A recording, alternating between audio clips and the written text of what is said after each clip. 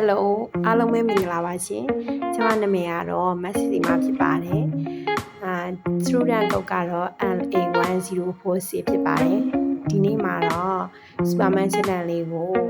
ရန်ကုန်မှာမတွေ့ရကြဖြစ်တဲ့ငွေချင်းတွေနဲ့ coffee ဆိုင်ကိုသွားတွေ့မှာဖြစ်ပါတယ်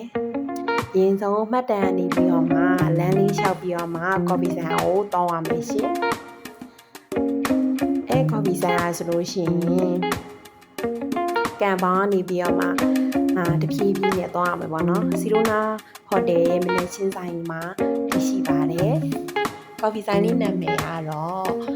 coffee ဆိုတဲ့ကော်ဖီဆိုင်လေးဖြစ်ပါတယ်ရန်ကုန်မြောက်တာကြိုင်ဖြစ်တဲ့အတွက်ကြောင့်မလို့ကျမရဲ့တကယ်ချင်းနေနဲ့ဒီမှာ coffee day လေးလုပ်ပါမယ်ရှင်အဲဆိုင်မှာဆိုလို့ရှိရင်ထူးဆန်းတာတခုရှိရပေါ့နော်အဲဆိုင်မှာစာအုပ်စီညီရှိပါတော့အဲ့ဒီစာအုပ်စီအမည်တွေကမှကျွန်မကြိုက်တဲ့စာအုပ်လေးကတော့ The Tissue of Wonder ဆိုတဲ့စာအုပ်လေးကိုကျွန်မနှစ်သက်လို့ယူပြီးတော့မှဖတ်ပြခဲ့ပါတယ်ရန်ကုန်မှာနေတဲ့သူတွေဆိုရင်တော့ဒီဆိုင်လေးမှာ AACC နဲ့စာဖတ်တာကိုလည်းဝါသနာပါရဆိုရင်တော့ကိုယ့်ရဲ့တပတ်တာအားလည်းရက်လေးမှာဒီမှာလာပြီးတော့မှ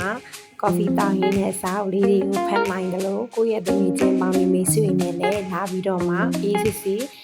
တွေ့ဆုံပြီးတော့မှစကားပြောပြရပါတယ်ကျမကတော့စားအုပ်တွေဖတ်ပြီးသွားတဲ့အချိန်မှာ